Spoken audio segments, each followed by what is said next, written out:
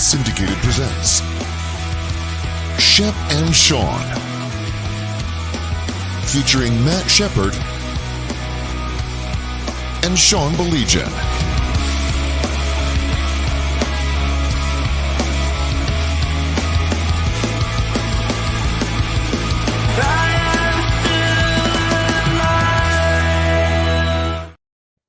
He's What is Shep. up? I'm Sean. Hi, Shep. One of my favorite weeks of the year. I'm so serious when I say that. I love this week. It's just a magical week. It starts with Monday, me giving the turkeys, Mr. Turkey and his brother, the eternal bath. I will see them again Thursday morning. Mr. Breast will join the party tomorrow. He's a late arrival, but he's going to join the party tomorrow. The first batch of Chex Mix is being made tomorrow. The whole family's back here on Wednesday. I love this week. I love this week. I love this week. How about you? I do too. I mean, it's fantastic. My daughter comes back from college tomorrow. I've invited anybody who wants to, and all my kids are like, "Are you serious, Dad? Hey, come on, sleep over. Sleep over Wednesday night. I would love that. We wake up Thursday. You don't have to rush over here." No, we're not going to do that. But thanks, Dad. I appreciate it. So we'll see you there in time for the Lions game on Thursday. That's great.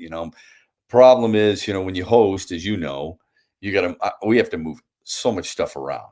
Oh, we don't have the third and fourth wings on our house like you do. So there we have to move a lot of stuff around in order to fit the 30 people who will be here. But it is so worth it because it's so much fun, and it brings a little bit sometimes of a little bit of emotion for me because we took it over from my mom when she passed, and to have people plan their Thanksgiving holiday knowing that they're always going to come to our house and that it's a big deal to them makes it even bigger for us. absolutely. So wish everybody watching, Tom especially, happy Thanksgiving to you and your family.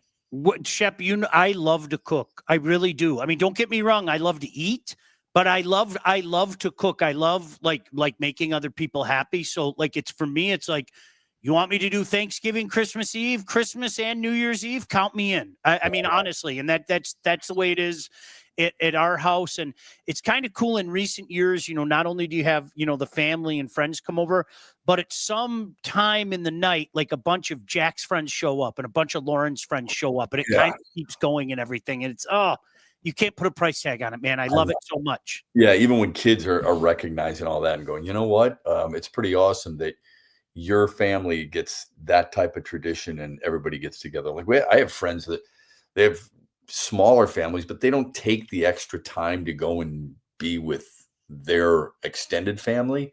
They would rather just kind of keep it simple, which is fine. I'm not blaming them. For us, the bigger, the better, the more, the merrier. Yep. Shep, never apologize for a victory, right? Never apologize for a victory. I'm a firm believer in that. Okay. Mm-hmm. I'm never going to apologize for it, but I need to echo the same sentiments we've been having for a couple weeks. Right now, doesn't mean things can change. Right now, there are some problems with this football team, to say the very least.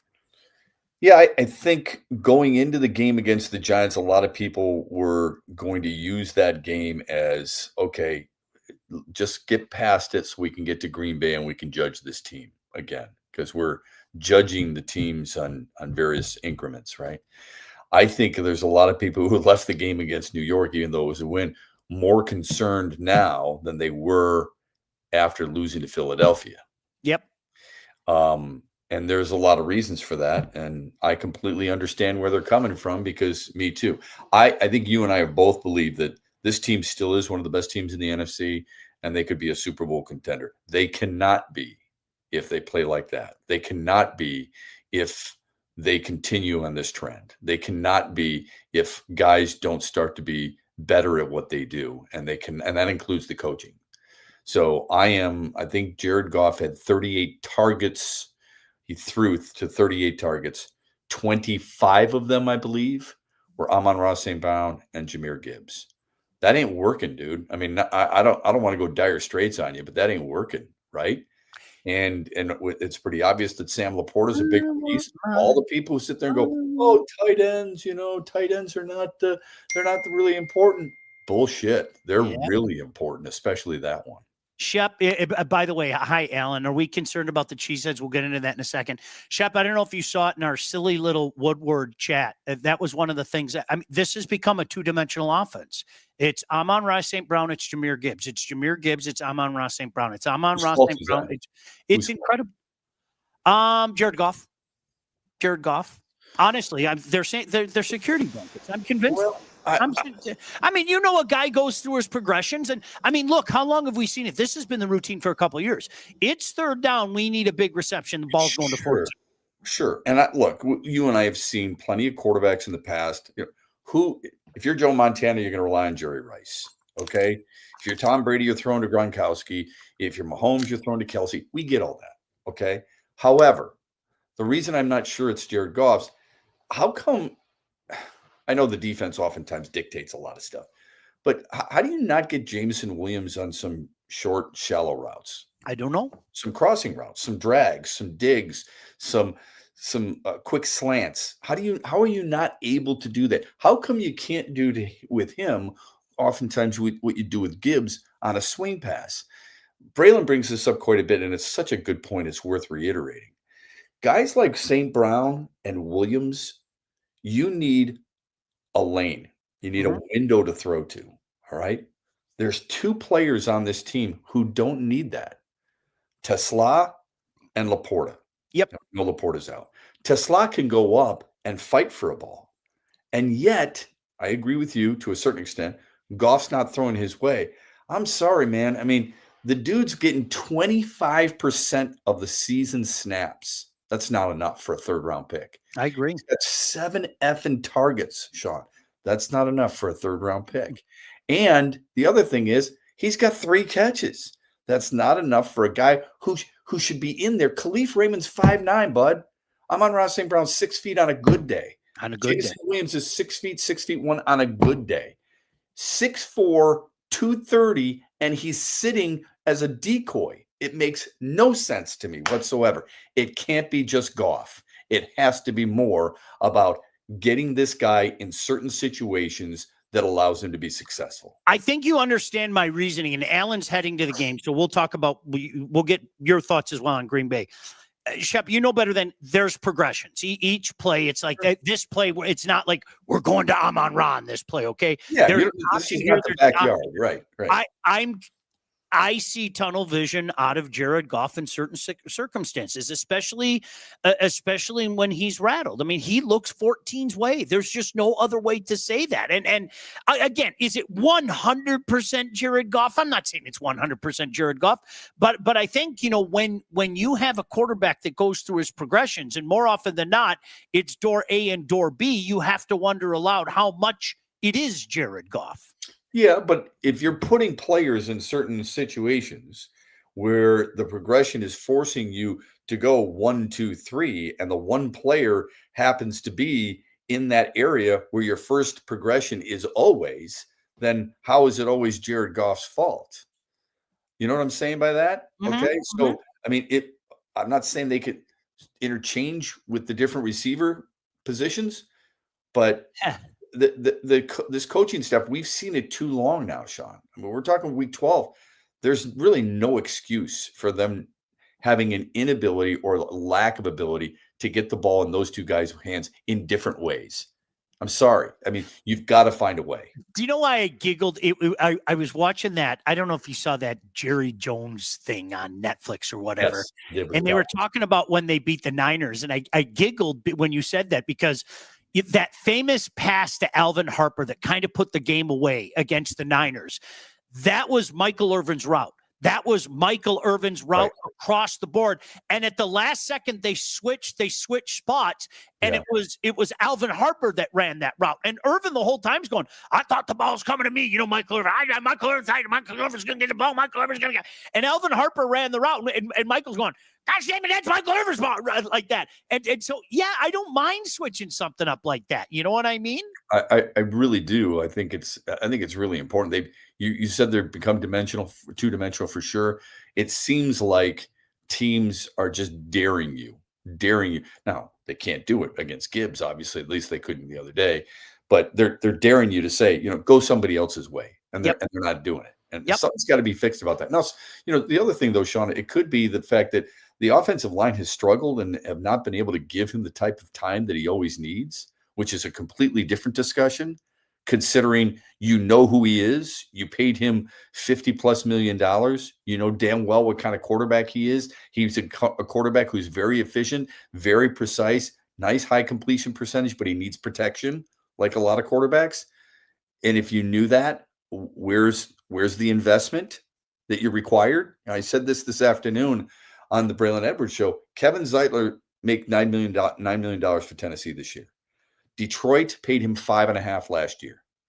You're close to $22 million under the cap. You got cap space of $22 million. You're not gaining interest on that. Why could you have not? I'm not asking you to spend on trying. Why could you have not spent $3.5 million more? Kept Zeitler at right guard, have Radledge play left guard or center, Glasgow at left guard where he's better suited. How much different do you think this offense would look? My guess is it would look a lot different. Okay. I know from a protection standpoint, it'd be better. I think running the football, they'd be better. Yep. And I'm not saying it's just Zeitler because no one's going to convince me that the Lions were well aware that Frank Ragnow was retiring. I'm sorry. Okay. You can't be this derelict in saying, okay, well, this is what we're going to do. Okay. They would have done something. You would think they would have an idea, but they cannot be this derelict in their duty at the center position. I find it hard to believe. I'm convinced they thought they'd get one more year out of him. I'm convinced. I'm telling you, no inside information. I haven't talked to anybody. I'm with you. This has been a very responsible franchise. Mm-hmm. I'm not going to point that bony finger at them for that. I'm convinced they told themselves we have one more year. And you know what? They might be in the similar situation as Taylor Decker, man. These guys, Shep, it's quality of life. These guys are beat to hell. There's 100%. No other way to say that. They are beat 100%. To I'm not laughing at them. I'm laughing at you can't believe what their bodies go through, man. It's insane. Yeah, it's really hard on them, and I feel really bad for them. I do. My only problem with this, Sean, is that if they had the lines of communication, they know Kevin Zeitler, they know Frank Ragnow better than anybody, right? How did you not have an inkling? Yep. Were you not paying attention to it? Did you think you could talk his way out of it? I don't know. I just think there's an issue here that has gone ignored or unnoticed for too long, and it happened at the trade deadline too. And my fear is that they're going to miss that opportunity, opportunity this year. And guess what's lurking on top of that? And you know this, LA. Yep. Suddenly they're the 1 seed, and then Lions fans have to live through that all over again. You know what? As I was watching that game last night, and I think I made this comment in our chat group last night. This is like watching Aaron Rodgers at about age 36. Aaron Rodgers in 2020 was at his best. He had a 48-5 touchdown to interception ratio. It was like the game slowed down for him. And Matthew Stafford's at that point right now. Shep, he is making it look so easy, so effortless. All the mistakes are gone. He hasn't thought he's got a 25-0 touchdown to interception ratio since his last interception. Last 8 games, 25 TDs, no picks, 30 touchdowns, 2 picks overall in the season. Unbelievable. Unbelievable. You don't see that, especially at age 37. I'm sure for those guys, the game slowed down in their early 20s. I think the difference is now there's nothing you can throw at them that they haven't seen. Fair. That's a better way to put it. Fair. And they're seeing it. They're seeing it before you're even calling it. Yep. Let me get to some comments in a second, Shep. First, let me tell you about Lindsay Broadwell. When it comes time to get yourself a house, you're buying, you're selling, oftentimes both, you need to contact the right agent. You need to contact this lady right here, Lindsay Broadwell. Your house is probably the biggest investment you will ever make, and that's why you need a pro. Lindsay grew up in the area. She's expanded her team all over Southeast Michigan. She's an expert in all facets of the business. So when it's time to move, our friend Lindsay and her team will make sure that you get the most out of your house and everything goes smoothly when finding your new home. Buyer, seller, or even first-time buyer. Doesn't matter. Just make sure you contact Lindsay at BroadwellHomes.com. She'll help you with everything from start to close. Licensed realtor at Real Broker LLC. Start your search today at BroadwellHomes.com. Boo. can I ask you a quick question? You can ask me anything, pal. How often did you notice Aiden Hutchinson yesterday? We were you and I were talking about that. You do. I don't know if you remember that. We were talking about that in our chat group. You know what the problem is, Shep? The incredible inconsistency with the defensive line. Give him credit for making the big play when he had to make the big play. But right now, Shep, I think the numbers are a little skewed because they go through stretches. Does that make sense? Like, okay, we're going to get pressure 2 or 3 downs in a row, and then we're really going to get no pressure for a good quarter in a row. It's weird to me, Shep. Yeah, it's hard to do. I get that. Pushing up against a wall like they did. I was just wondering because his final line stunned me. When you talk about 6 quarterback pressures, 3 quarterback hits, and 1 sack, I would not have guessed it.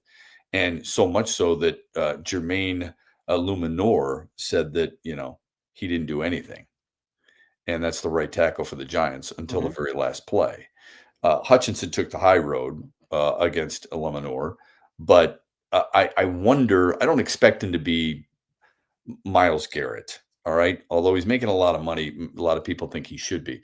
18 sacks is kind of ridiculous. I think the record is 23 by Al Bubba Baker in 1978. But even though they weren't keeping sacks back then, so I think it's now 22 and a half. I don't expect him to be that, but that's what I think a lot of people do expect from Aiden Hutchinson because of, look, more responsibility. When you're given more money to go grocery shopping, I expect you to come back with better food.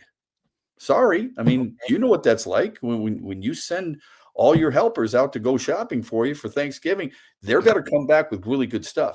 Yeah. If you don't, then I'm wondering just a little bit. And I think that's kind of what's going on right now with Aiden Hutchinson. It's not that I don't like the player, because I do. It's not that I don't trust him, and I think he's a good player. Absolutely, I do. But when you want to be mentioned in the same conversation with guys like Myles Garrett and TJ Watt and Trey Hendrickson, who has not had a great year, by the way, started off really good, and Max Crosby, I mean, you've got to perform.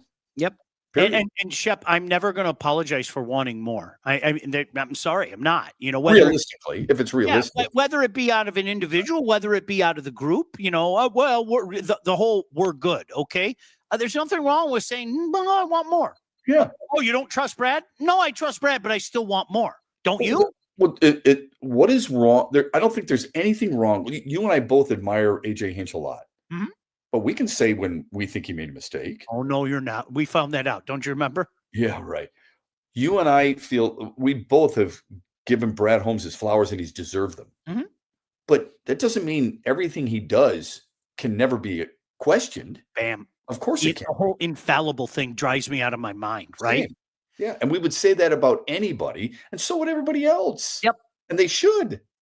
Mike Greenberg said something like this. I don't know if you saw Mike Greenberg's comments when he wasn't talking about the Jets, but Bud's I avoid that. Yeah, but go ahead. 52-23 said, I think this is where they miss Johnson. He'd have something creative to get these guys more involved. And I don't know if you saw it. Mike Greenberg said, hey, listen, maybe there's too much on Dan's plate right now. And I don't know, Shep, just a couple weeks ago, the whole team was singing the praises of Dan Campbell and thanking him, et cetera, including his network. Yeah, right. Mountain out of a molehill type of stuff. I saw Jared Goff walk right up to him and say thank you multiple times. So I get it. Things like that are going to be said, but I remember that Washington game, and it seemed like everything was fixed with a magic wand, Well, everybody said the same thing during about a 4-game winning streak too. Well, while John Morton was calling the plays. Yep. If you recall. Yep. Okay. I said, and it was controversial, when the play calling was assumed by Dan Campbell, I said it wouldn't surprise me if they went back to John Morton at some point during the season. Because sometimes that's why here, there. Oh, I'm getting a flow. I get what he's getting at. You know what I mean by that? It's hard to go back. You can't be going back and forth and back and forth. You can't pull your goalie, go to your number 2 guy. He's getting rocked, and go back to your number 1 guy. It doesn't happen very often, right? You got to gut it out. But we've seen over the last couple of weeks, there has not been much of a rhythm, not much of a flow from the offense. So I think the thing that's concerning most for Lions fans is last year or last week, I should say, everyone was really confident that the defense did its part, and it was the offense that struggled. This week, it was both. Yeah. Okay. And I think that's when suddenly, we start putting it under a microscope and we start thinking to ourselves, how are they finding ways not to be as impressed as they are? Are they getting any better? Couple comments, both Tom and Alan. I'm going to try to talk them together. Alan was wondering about, should we fear the Packers? Tom said, could Detroit overlook the Giants and be looking ahead to the Packers? We talked about this yesterday. I'm sure there was a little bit of that. You don't think so? You don't really don't think so? Not a single minute of it. Nope. I don't believe in that. I don't believe. I could almost see that with like a baseball team that maybe at the end of an 8-game road trip and they're playing against a guy who they've never seen before and just got called up from the minors and maybe is an opener. Okay.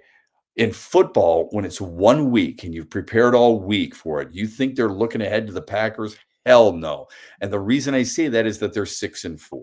If they were, if they were 9-1, maybe a little bit. But it's 6-4, knowing that if you lose this game, you're 6-5. You're already on the outside looking in. No flipping way. And if they did, shame on the coaches. Does the short week change that, though? Knowing that you have to turn around in the back of their head, they're all thinking about that. That they all hate it. I'll let you guys in a little secret. They all hate the short week. Everybody across the board. Everybody hates the short week. Do you think that's a possibility with the short week looming? I don't, only because of the situation they've put themselves in. Okay. Fair enough. Fair enough. And I don't think nobody likes a short week. You're right about that. They do like the tradition. I think what pisses them off just as much, if not more, is that they have to turn around and play on another Thursday night for the second straight year. Later. Yeah. And that's bullshit. Bullshit. Really Some serious bullshit. Yeah. Both Dallas and Detroit, obviously, they're playing one another. Yeah. Let's get into the Packers a little bit, and then I want to get your thoughts on the game as well. All About Catering LLC is a full-service caterer. Graduations, weddings, bridal showers, corporate events, anything that you need catering for from 25 to 4,000 people. All About Catering can and will take care of you. Customer service and satisfaction is their number one goal. So don't sweat your next big event. Just go to allaboutcateringllc.com today to see their menus and check out all their 5-star reviews. Give them a call, 586-731-1398 to get your event started. Rick and his staff will take care of you. Shep, it wasn't that long ago. It was fresh in my memory. Let's not mince words. The Green Bay Packers manhandled the Lions in week 1. I mean, there's no other way to say that. I was there. It was brutal. Right. First 2 drives were bad. Then Detroit's defense actually played pretty well. Yeah. The Packers certainly have been up and down since then. What's your feel on this one? I think it'll be a low-scoring game, but I think Detroit is just flat out better than they are. Their defense really concerns me, especially the pressure that they can put on the quarterback. My hope is that the Lions can use some quick strikes, although they tried that against Philly, and that's why they had so many balls batted down. I fear that more and more teams are, if you've noticed, ever since the Minnesota game, you see the type of pressure teams are trying to put up the middle. Yep. Because they've recognized that. So I would expect them to use the perimeter as much as possible against Green Bay. I do not worry about Green Bay's offense at all. I really don't. I mean, I don't mean to sound disrespectful, but last week against, Minnesota, I mean, Jordan Love throws for 149 yards and a pick, and they win. JJ McCarthy or 9 helped that situation. I know, but still, don't unleash him. I know it's how dare you? But I just don't. I'm not concerned about the offense. Turnovers would scare the hell out of me, though. Yeah. And let's realize this too. I mean, Detroit had lost 7 straight Thanksgiving Day games until last year. And last year should have been 8 in a row. It should have been. Oh gosh, yes. Yeah. Oh yes. I feel the exact same way, Shep. 2017, 24, 21, something like that. Something like that. Can I get back to Jordan Love? All right, and I know a lot of Packer fans. I got a bunch of buddies up in the UP. I think they were sounding the alarm to me before I was seeing it myself. One of my buddies in particular told me last year, he was like, he's not the next guy, like flat out. And I was like, really? And he was like, dude, Shep, He is not Brett Favre. He is not Aaron Rodgers. No. There's just no other way to say that, man. No, I don't disagree with that at all. But look, I was in Green Bay opening week. I was at a bunch of different tailgates talking to a lot of different fans. They loved Jordan Love. Really? Loved it. Oh, my God. They couldn't get enough of him. Our quarterback's better than yours, so on and so forth. Remember, Sean, the national media was stroking him as an MVP candidate coming into the season. Goodness gracious, man. Yes. And it's amazing how things change, isn't it? Like Daniel Jones for a while, suddenly there's a loss. It's like last year when Goff was one of the leading candidates and threw 5 picks against Houston. Jonathan Taylor, all things are suddenly quiet because he gained 56 yards against Kansas City, and now people think Jahmyr Gibbs is the best running back in the NFL after what he did yesterday. But from what I could tell in just going in Lambeau, talking with fans, talking with them at tailgates, even talking with them afterwards, they loved them some Jordan Love. We're glad we got him on our team. Guys, I know flat out better how. Serious question, because week 1 they were clearly better. I'm a Green Bay fan. It's good, not great. I think most Green Bay fans agree with me. Those are the guys that I talk to, buds. Seriously, the guys that I know in the UP, they all say that exactly what you just said. He's not Favre. He's not Rodgers. He's a guy. He needs to do more, and I don't see it happening. Yeah, when they say flat out better, how? Serious question, because week 1 they were clearly better. Week 1 doesn't mean anything right now. It doesn't mean a damn thing. I mean, the Giants beat the Eagles in their first matchup and then got trucked in their second matchup. Detroit beat Chicago handily. Do you think that suddenly they're going to go in week 17 and beat them handily after taking care of business in week 2? I don't think that matters at all. To your point, though, it's not like Detroit's playing really good football. I think Detroit's got a better running game. I think when protection, Jared Goff is much better than Jordan Love. You cannot deny that Detroit has the best wide receiver on the field. They have the best running back on the field. They have the best quarterback on the field. They have I would say, second best pass rusher on the field. They have better linebackers, I think, than Green Bay. So how does Detroit stop Green Bay's defensive line? They're going to have to get creative. There's no question. I agree 100% with the texter there. You're going to have to keep Brock right in. You're going to have to max protect, and then you're going to have to let if it's a 2 or a 3-man route, make sure they're taking advantage of it.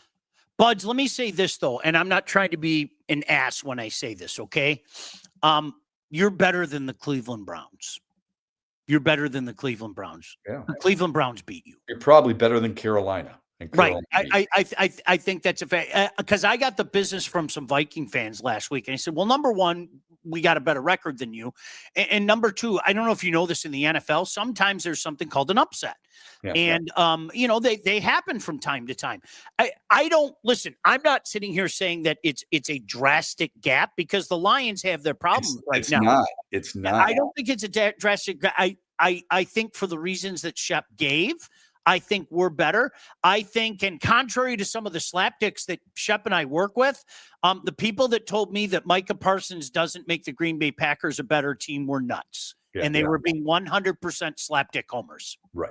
For sure. Period. Yeah. No doubt. I mean, sorry, Andrew. Look, I would just say this. I think Green Bay's playing a little bit better, but I don't think you're sure of how good they are either. And I think that's similar to what the Lions are having to deal with. So I don't want to play an ABC game where I beat this team and you beat that team. That means, and then I beat you, and that means I should beat that team. That's not how it always works. Green Bay was clearly the better team opening weekend. Oh, gosh. Yes. Okay. It really wasn't very close at all. That was belt to ass stuff. It was. Sure. That was, you know what that was? That was the first sign that we looked at and said, wow. Our identity was physicality. Yep. And Green Bay was more physical. Yep. They played bully ball. They beat you up. Okay. Can they do that again? Yes, they can with their defensive line. How's Green Bay going to score? That's why I worry about the turnovers. That's why. I think they're absolutely mediocre. I just don't think Detroit is light years ahead. I do think the Lions win Thursday. Appreciate it, fellas. Yeah, no disrespect, dude. No disrespect. No disrespect. I don't think we're that far off. You're a good dude. So yeah, I don't think we're that far off in our beliefs. I think I think Green Bay is mediocre. I think Detroit has played like they're mediocre. Mhm. I think Detroit has very good talent.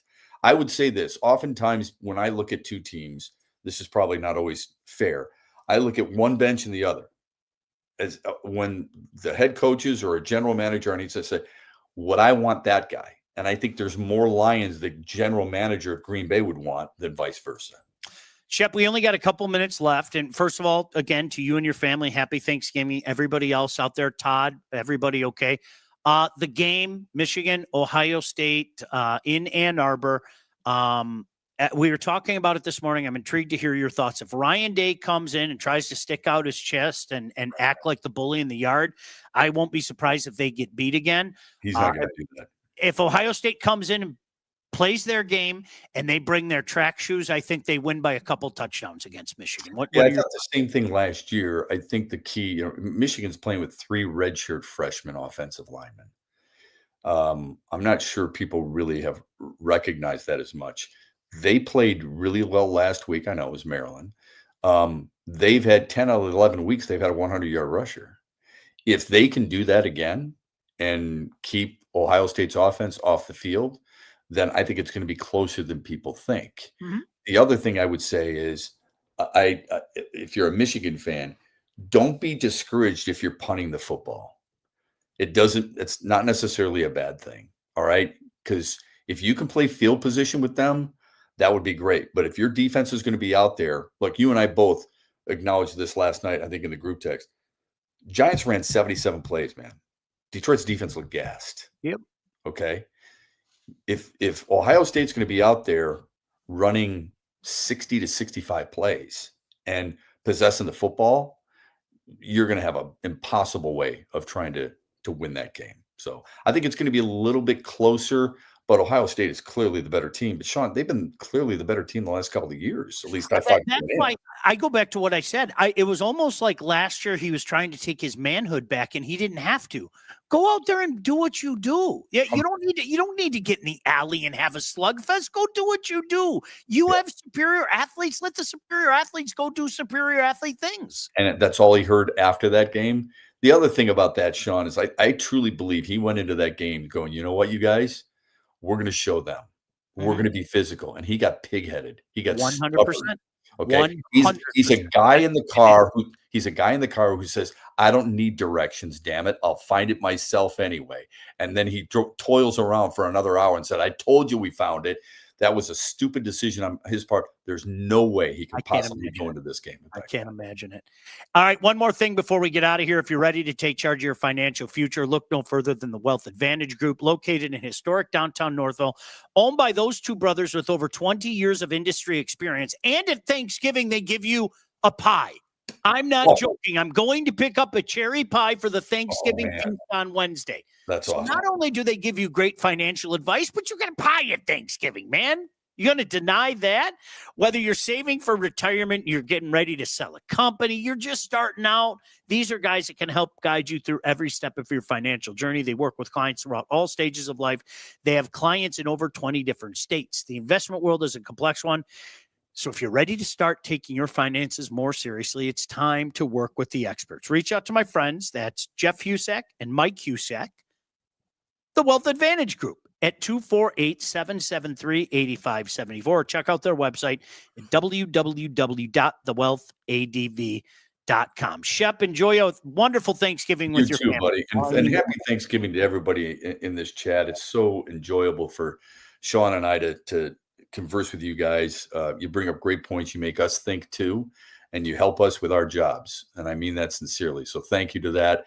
Would be remiss if we didn't say thanks to Todd and his beautiful family. So all the best to them. And Sean, I know, you and I kid around an awful lot about this, that, and the other thing, but you're such a good family, man. I'm glad you're hosting Thanksgiving. Your family's lucky to have you. Have a great day, buddy. So are you, my friend. Happy Thanksgiving to all you guys. We'll see you soon. Peace. Shep and Sean, featuring Matt Shepard and Sean Baligian. Executive produced by Sean Baligian and Todd Losey. Theme song, incidental music, and related sound effects are from Still Alive by Anti-Ghost.